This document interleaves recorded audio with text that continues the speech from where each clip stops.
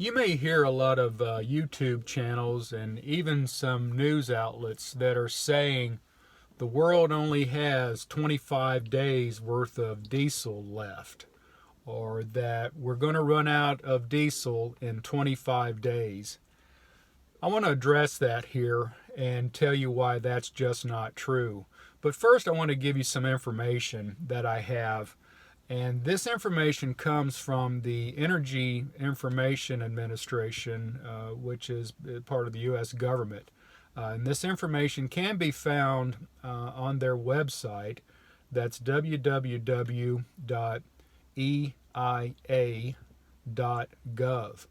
Now, I'm on their mailing list, so I have this information sent to me on a regular basis. This information and a lot of other types of information as it relates to U.S. energy. Anyway, this is a summary of the weekly petroleum data for the week ending October 28th, 2022. Now, I apologize. I'm going to have to read off of this because I want to make sure I get this information out there to you correctly and succinctly. So, apologize right now for having to read this to you.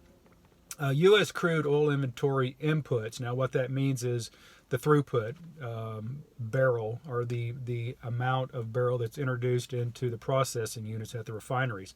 U.S. crude oil refinery inputs averaged 15.8 million barrels per day during the week ending October 28, 2022. Now, this was 406,000 barrels per day more than the previous week's average.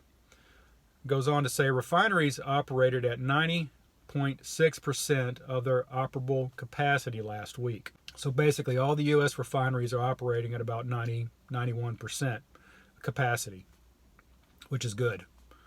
Gasoline production increased last week, averaging 9.5 million barrels per day. Distillate fuel production increased last week, averaging 5.1 million barrels per day. U.S. crude oil imports averaged 6.2 million barrels per day last week, increased by 25,000 barrels per day from the previous week. So basically, it's essentially flat on the import. Over the past 4 weeks, crude oil imports averaged about 6.1 million barrels per day, 0.5% more than the same 4-week period last year.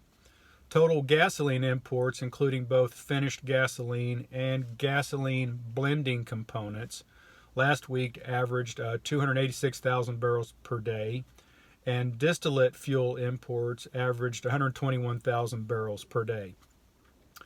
Goes on, U.S. commercial crude oil inventories, and this excludes those that are in the Strategic Petroleum Reserve.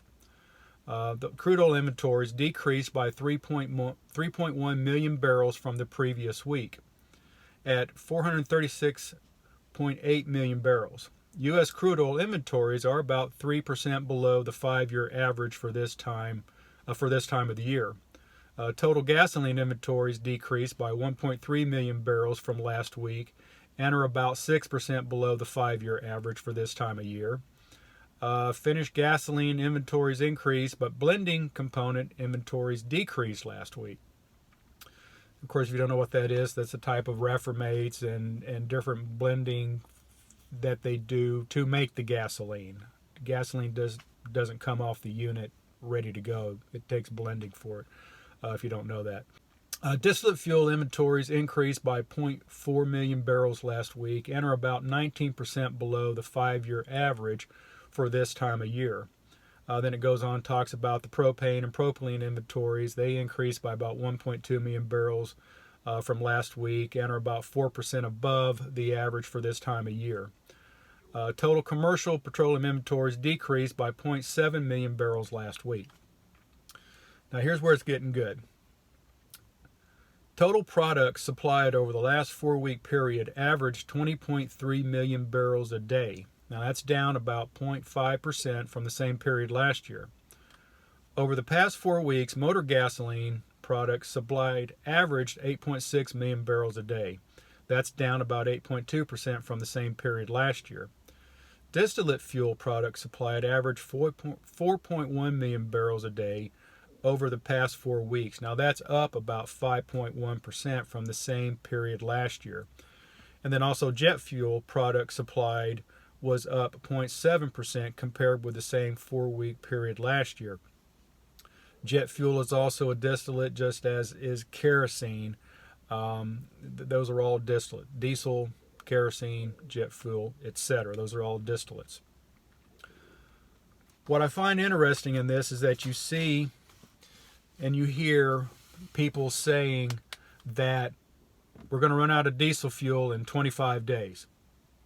Here's why that's not true. I just read you the facts from the Energy Information Administration of the U.S. government. I just read you the statistics for the week ending October 28th.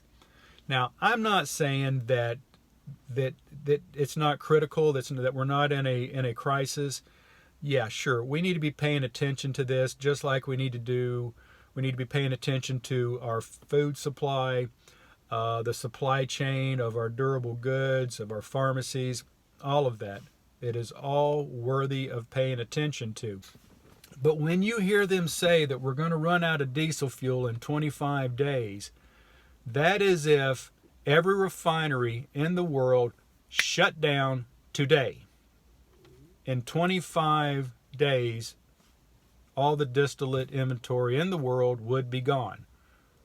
But every refinery in the world is not going to shut down today, or tomorrow, or the next day, or next year, or in 10 years. It's not going to happen, okay? The refineries are going to continue to run. They're going to continue to produce fuels, distillates. I want you to understand this, that when they say 25 days, be informed and know that, yeah, that is if every refinery shut down right now. That's not going to happen. I think it's real important that you guys do your own research. I appreciate you watching and listening to what I'm saying, but I want to encourage you, go to the www.eia.gov website and look at this information yourself. Don't just take my word for it.